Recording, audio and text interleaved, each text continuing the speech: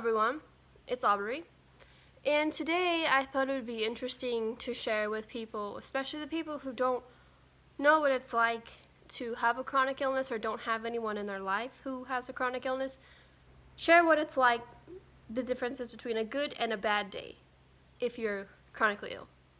So I have Ehlers-Danlos syndrome, which is a genetic condition that affects the collagen in my body. So it makes my joints very unstable, and it makes my muscles very weak, but it affects everything else in your body because it's anywhere there's collagen.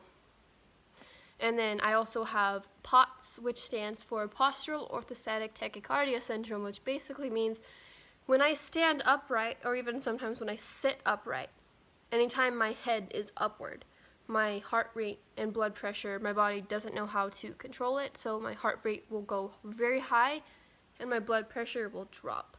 Not everyone with POTS has the drop of blood pressure, but it's a form of dysautonomia. I have a video on dysautonomia if you don't know what it is. I just wanted to give you a little bit of background on what it is I'm dealing with if you are new to this channel and you don't know. I feel that it is extremely important for you to understand that I am one chronically ill person, and these things are not going to be the same for every chronically ill person, not even for the same conditions. So somebody with the same conditions as me, their symptoms might be more mild, and these things are not going to be the same, or they might be more severe, and they're going to need more help than me, and their lives are going to be more affected. So just because you know somebody else who has the same condition as me does not mean that these things are going to be the same, and most likely they're not. So this is strictly just for it's like for me in particular. I'm going to start off by talking about what type of mobility equipment I use on a daily basis depending on if it's a good or a bad day. Now, you have to keep in mind that it's not black and white, good or bad day. It is kind of a spectrum. So here's like a great, amazing day, and here's a I can't do anything day. And there is a middle ground. And also, they can switch. So you can be having a great day and end the day having a terrible day. So it is not black and white. I'm going to start off by talking about my wheelchair, because that is the mobility device that I typically use the most of. So on a good day like today, I have not used it so far. I am planning on going to the park later with my boyfriend, so I'm going to be using that. I use my wheelchair anytime that I go out somewhere, out of my house, where I'm going to have to be moving around a lot. So if I go to a restaurant on a good day, I'm not going to use my chair because I just have to get out of the car and walk and sit in the booth, and then maybe get up to go to the bathroom. But typically that's all the walking you'd be doing in a restaurant. But if every single time I go to school or to the store, anything like that, I use this. But that's as far as I use it on a good day. On a bad day, I might have to use it at home to get myself food, to get myself water. If it's bad enough, I might have to have someone push me around the house to get me places like the bathroom and stuff. So on a good day, I use it just for stores and school and stuff. On a bad day, I use it to get from the couch to the bathroom. When I'm at home, before I resort to using my chair at home, I will use my walker. What's great about this walker is it has a seat on it. So it does two great things for me. For one, it helps me to not fall if my joints are very unsteady that day. When my joints are they're always unsteady, but if I'm having a especially weak day, my muscles are weak, they can't hold me up, my joints can't hold me up, they're unsteady, I feel like I'm going to fall, I'm off balance, I will use this around the house. Usually not all the time, but yeah, that's really great for using around the house. And then if I'm going to go like outside in the backyard with my dogs, I might take it because it has a seat. And I also use this on bad days. a lot, kind of for the same purposes of this, if I'm going to be getting myself food or water and I don't feel like I can stand or walk without any help. So this is great because I can just, it helps me be steady enough to get to the kitchen, and then I sit in the seat while I'm filling up my water. And so I don't have to risk falling while I'm waiting for the thing to fill up, or passing out. I don't know if you can see, but I also have a cane here. This is good for the days where I feel very unsteady, you most likely know what canes are for, but I like this bottom here because I can put my weight on it. If I feel like I'm gonna fall over, I can just put my weight on it and the cane's not gonna fall because it has that steady base. I don't use my cane very much, to be honest. It's not a preference of mine. So, especially since if I'm carrying stuff, it's very unideal to be holding a cane, which is also why this is really great, because if I'm going through the house and I'm having a weak day, I don't feel like I can safely walk around and carry a bunch of stuff, I can put that on here and, it's like a carrying thing. So I typically mostly rely on this on those very bad days or I kind of use it the most at night, because even if I am having a good day, if I go out and do stuff, when I come home, I'm going to be very weak. So I use that a lot at night. But I just spilled my water on the floor, so I had to clean that up. But now I'm going to move on to talking about the things that I typically need help with in a day-to-day basis. So on a good day, on all days, but usually the number one thing that I need help with is getting stuff. So like, I don't know, I might ask my mom to go get a shirt from the laundry room, or to fill up my water bottle, or get me socks or food, or my boyfriend or whoever, just because it's difficult for me to get up and down. So the thing I need the most help with is for somebody who is able-bodied to walk to get me something. So that's something that I usually ask for help with daily. But the amount that I need help with that, again, it depends on the day. So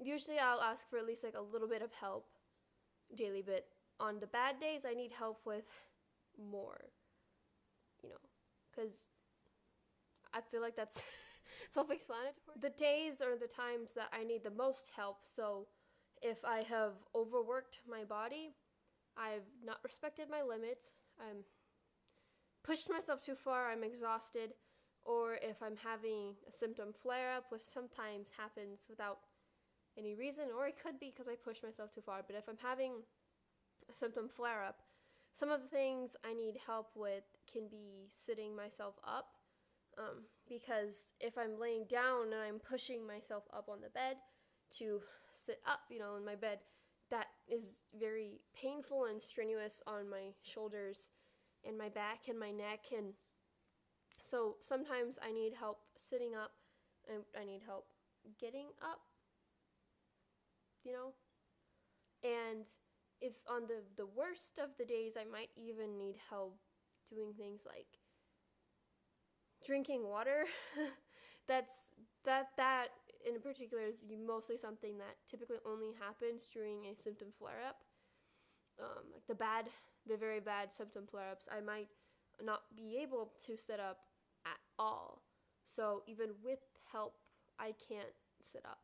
So what my mom will usually do is she gets like a little cup, like this big, it's like a normal 8-ounce plastic cup, and she fills it up with water and puts an electrolyte tablet in it that looks like pee. It's not, it's electrolyte tablet. So she puts a lot of electrolytes in there, and then she gets a straw and she puts it up to my mouth. So yeah, the amount of help that I need very greatly depends on the day. And like I said earlier in the video, I can normally get around the house by myself. But there are some times where I do need someone to push me, from room to room if I need to go to the bathroom. When we go out in public to the store or something, if I'm having a not so good day, I'm usually going to ask people to push me the whole time. If I'm having like a average day, I'll try to push myself.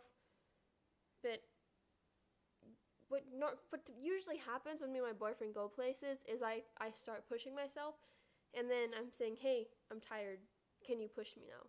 And then he will. So the amount of help I need from a day-to-day basis it depends on how bad my symptoms are. I'm going to talk about the things that cause me pain, again, from the good days and the bad days. So on the good days, I still am in a lot of pain. The things that could hurt are kind of unpredictable because I could do something one time and it won't hurt, and I'll do the same thing and it will. But any movement of anything, if I move wrong at all, sometimes when I'm washing my hands, it hurts because my wrists do the thing, And if I go like this, my elbow might, or my shoulder might pop out, or my knees. So mostly on the good days, it just has to do with if I am moving my body and my joints are unstable, which unfortunately with Ehlers-Danlos syndrome, that is an everyday thing to have unstable joints. That's where most of the pain will come from. Sometimes my feet will hurt or my legs will hurt from the blood pooling because they get very swollen. So my feet and my legs might hurt because of that. I might have some muscle pain. I will.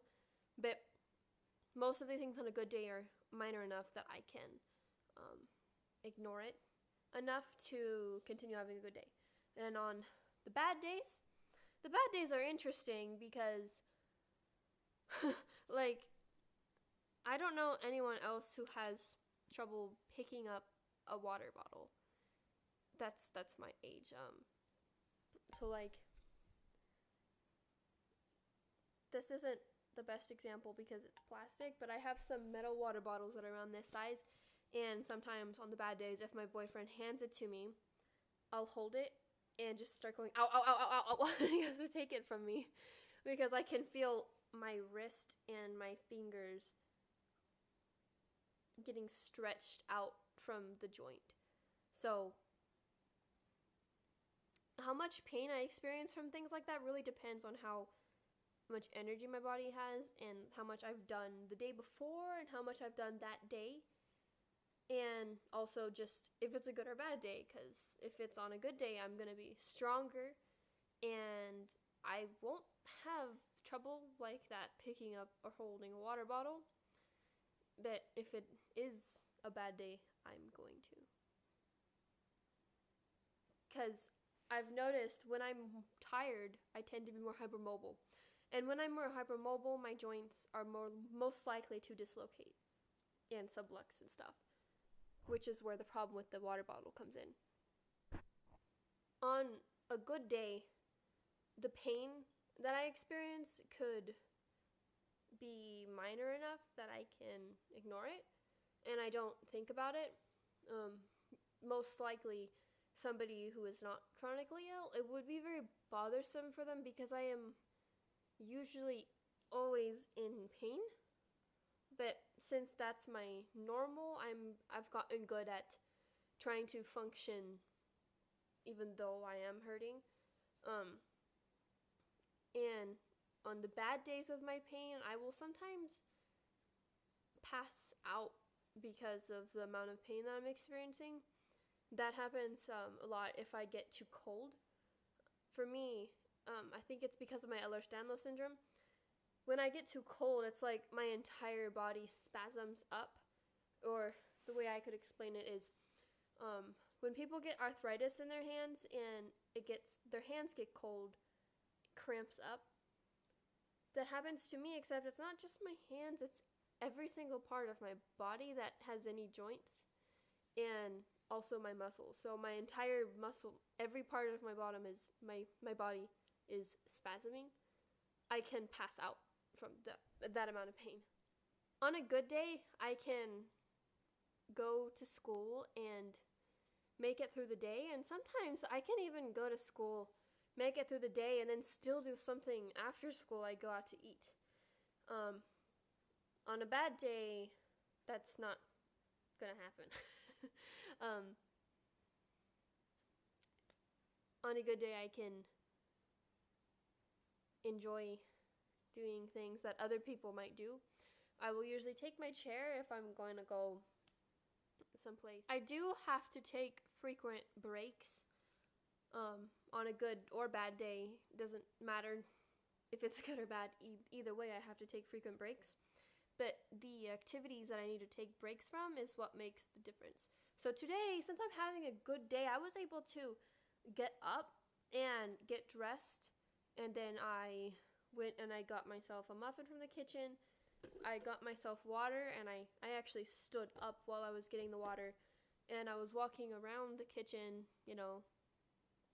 getting the dog's water, brushing my teeth, all of that. And I did sit down when I had the chance, when I was doing something, but I didn't have to lay down and catch my breath. On a bad day, yesterday would be an example of this, I will have to take a break and catch my breath after putting on a sock. So I wake up and I get a sock and I put the sock on. I have to lay down, breathe, and let my heart rate come down before I put the other sock on. And then again, it's the same thing. Put the pants on. Pants aren't all the way on, but still have to take a break. Okay, they're on. Another break. Standing up, go to the bathroom. Okay, now I need a break. You get the gist, right? On the bad days, I like to just watch movies and stuff, but even sometimes I can't watch TV because the light hurts my eyes and the sound hurts, and it just makes it worse. So sometimes I can't even watch TV because I'm too sick to watch TV. But then again, there's days like this. So one of the interesting things about both of my conditions is, since they are what is known as invisible illnesses, you might not notice my illness on either a good or a bad day, especially not on a good day. You look at me right now, I look perfectly healthy. And on a bad day, you might notice that I look tired or maybe a little grumpy, but you wouldn't notice anything other than that. Unless I'm passed out on the floor. I saw somewhere that there was a scale, a pain scale. So if you go to the doctor, they usually have the pain scale on the wall or whatever. Sometimes they do. And this particular pain scale it said normal or healthy person's pain scale 1 to 10, and chronically ill person's pain scale 1 to 15.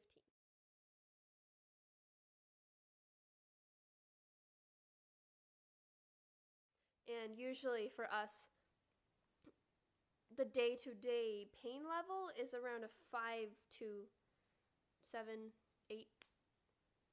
For me, it's usually around a 6.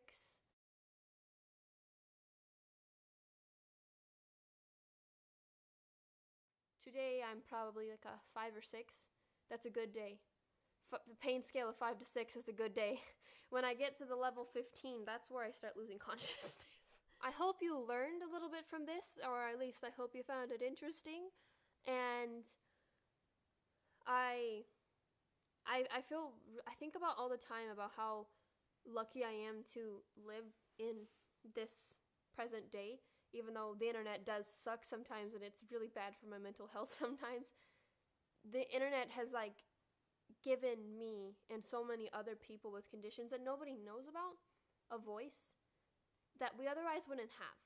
Because with YouTube, I'm able to have a voice, even if I don't have that many people to watch it, at least a little bit watch it. And the same thing happens with other chronically ill people, and it's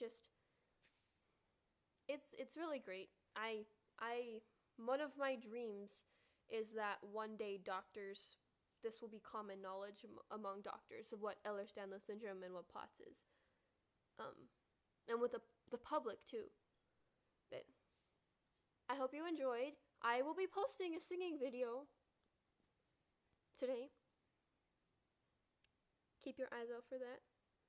I love you guys. And like and subscribe to support my channel, or you could hit the notification bell to get notified when I do post a video, and share or do whatever you want.